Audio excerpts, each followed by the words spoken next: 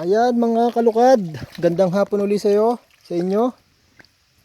Ang aking video ngayon ay tungkol sa pangunguha ng susong ilog mga kalukad.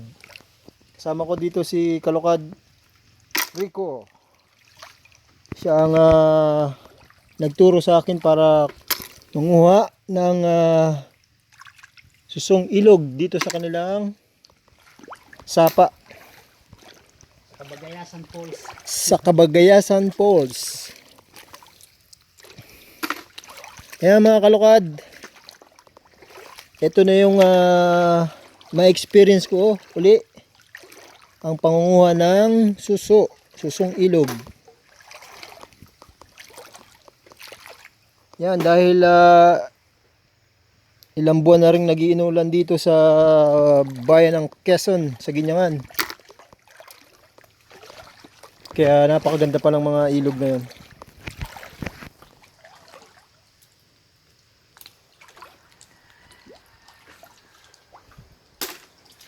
So ilang minuto pa lang kaming nangunguha. Ayan na. Tingnan nyo naman. Sulit na sulit yan.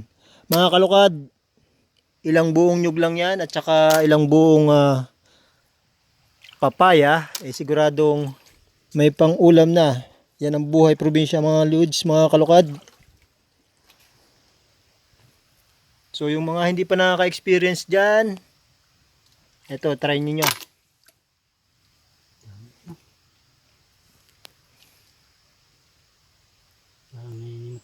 Barya kung ganito ang barya. Yan, oh. Sabi nga ni Kalukad Rico para lang namumunot ng barya ang pangunguha ng suso dito sa Kabagayasan. So hanggang dyan na lang mga kalukad. Salamat sa inyo at sa mga like ninyo at sa mga hindi pa nagsusubscribe dyan sa akin channel, YouTube channel, salamat.